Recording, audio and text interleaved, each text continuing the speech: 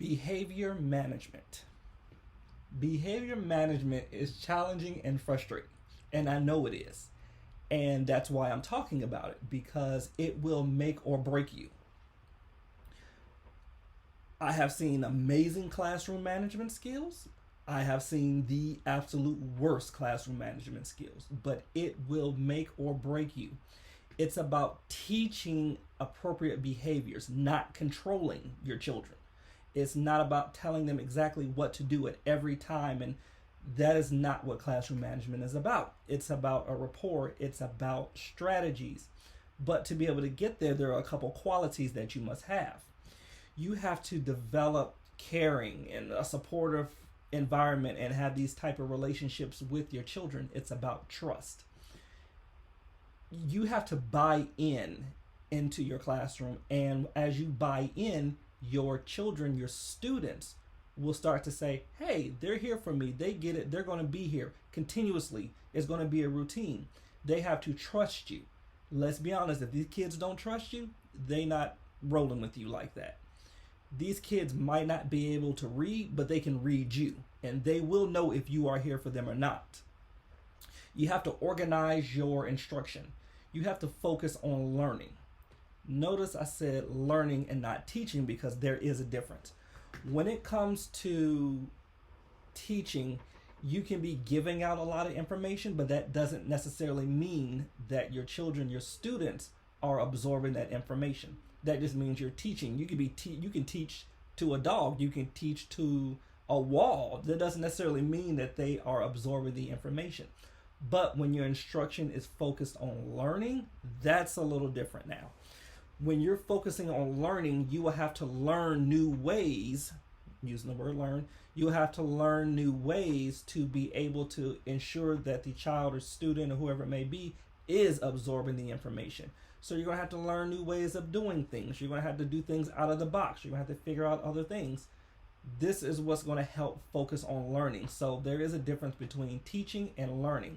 So that's why your instruction has to be geared towards learning. Use group management to help with tasks. These are not high school students.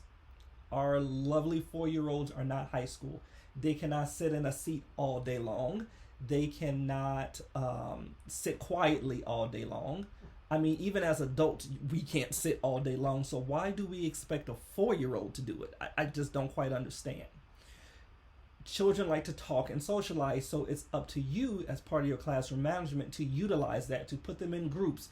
That's how you're going to help with your classroom management, by teaching in smaller groups, by teaching in different areas of the room at a time. This is part of teaching, and I like to say facilitating as well. This is what's going to help utilize these groups. You're going to have to promote social skills and self-regulation. You have to show these children how to handle situations.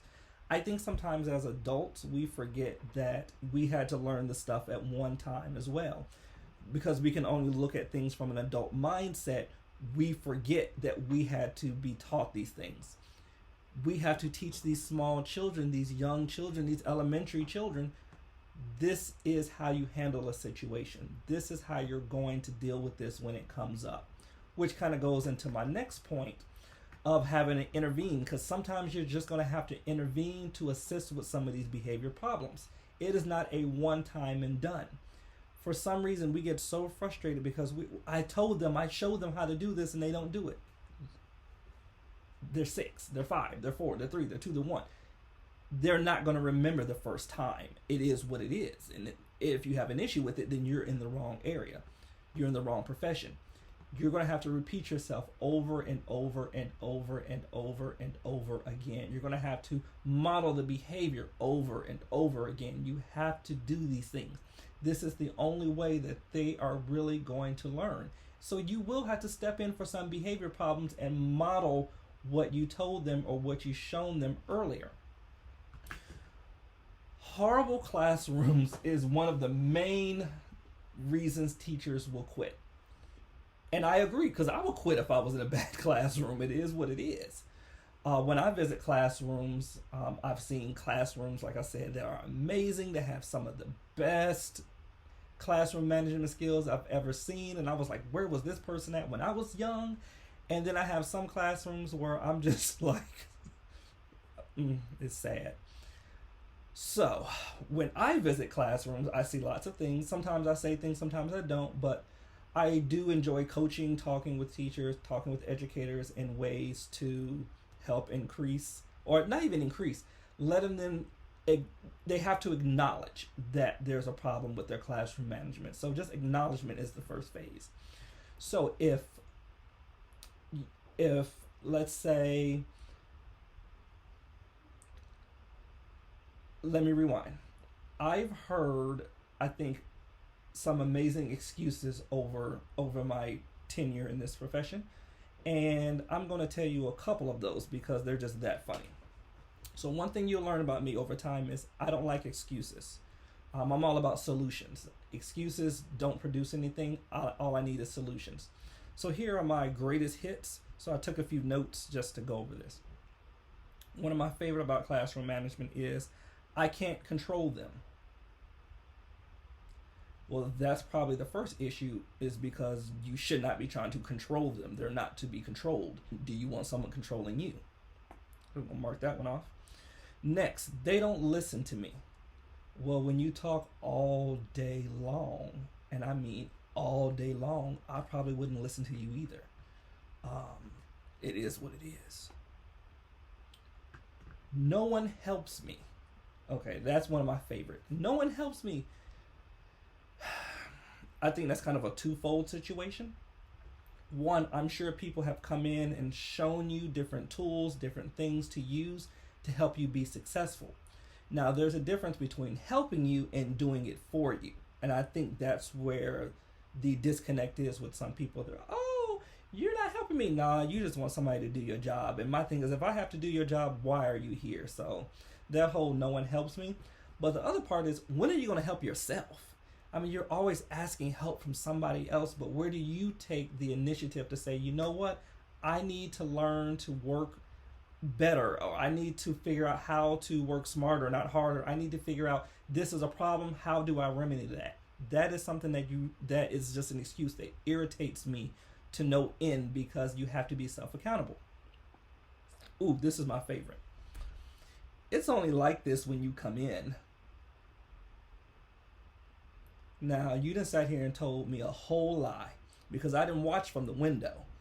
It was a hot mess. I came in, it was still a hot mess. And then after I left, it was a hotter mess. So I don't appreciate you telling me this whole entire lie. It's like this all the time. But if you want to make excuses, whatever.